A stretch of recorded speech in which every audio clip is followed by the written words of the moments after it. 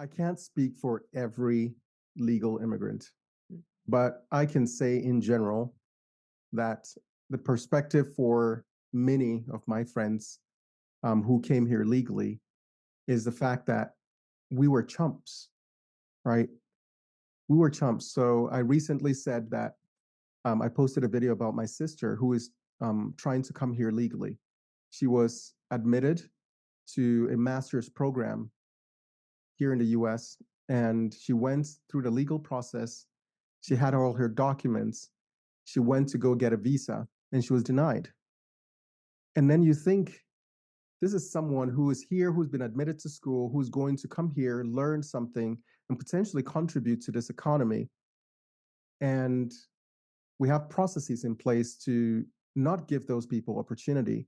And there's no appeal, there's no process to say, sorry, take a look at my stuff.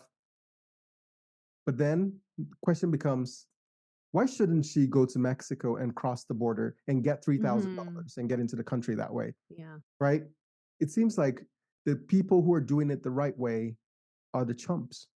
They're the ones who, someone like me who took 18 years. There was a time when I had good friends who said to me, hey, why don't you, do the whole marriage thing and get married to somebody else and use that for immigration purposes. And these were people I trusted. And I said, no way.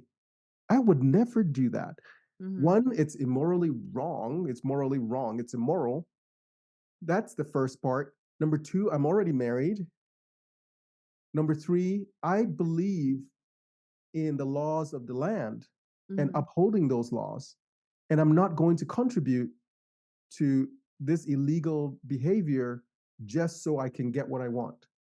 And so I waited and waited and prayed. And it was like part of my prayer every day when I would pray to say, God, please provide a way for us to be able to remain here permanently. I remember every single year when we would ask for that blessing.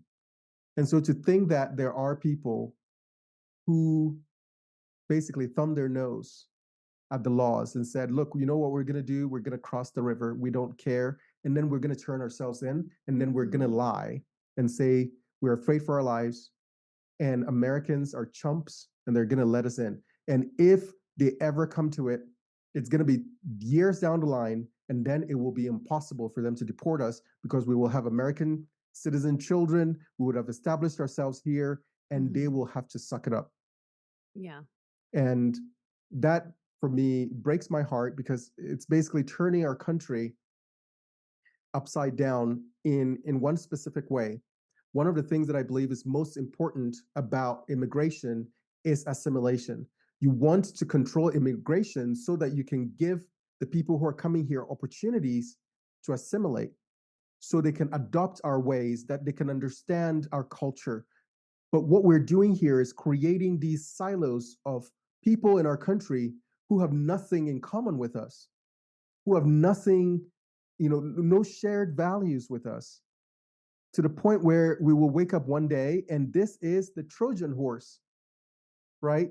We would wake up and suddenly we have a huge swath of our country that are flying the flags of other countries who have no allegiance to us or to our existence, to our founding, to our constitution, and who suddenly are in the middle of our country. And when you couple that with policies around the country that is intending to allow non-citizens to vote, where do you end up?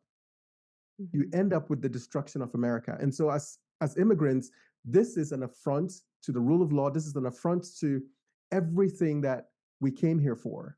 And it is really sad to be witnessing this at this point.